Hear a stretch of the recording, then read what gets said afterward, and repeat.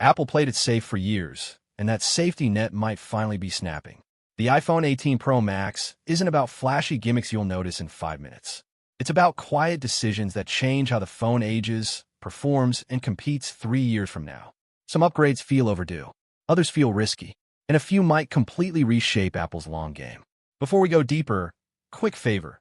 If you enjoyed digging into the stuff Apple doesn't spell out on stage, the quiet upgrades and the subtle trade-offs, hit like, share this with a friend who overanalyzes tech, and subscribe.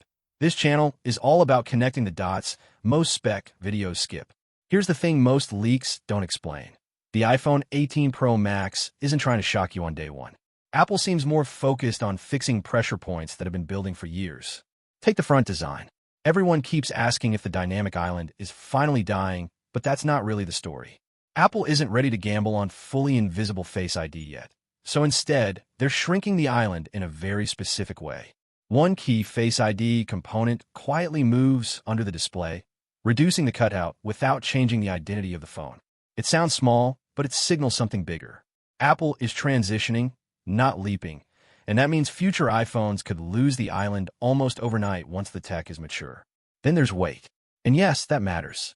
The iPhone 18 Pro Max is expected to be heavier, which sounds like a downgrade until you realize why. Apple finally seems to agree with users. Thin phones are overrated. That extra weight is likely coming from a much larger battery, possibly pushing past 5,000 mAh. That's Apple admitting endurance beats elegance. The interesting part is what this unlocks long-term. Bigger battery means Apple can push brighter displays, stronger AI features, and heavier camera processing without silently destroying battery health after a year. Performance is where things get quietly serious. The A20 Pro chip isn't just another speed bump.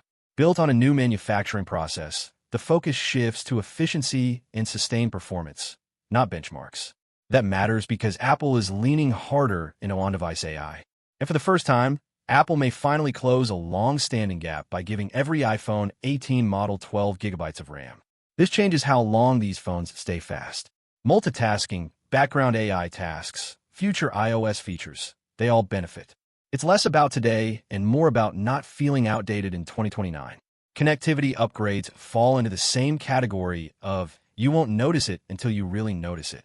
A new Apple-designed modem, Wi-Fi 7, and refined Bluetooth don't sound exciting, but they affect everything from battery drain to gaming latency to video streaming reliability.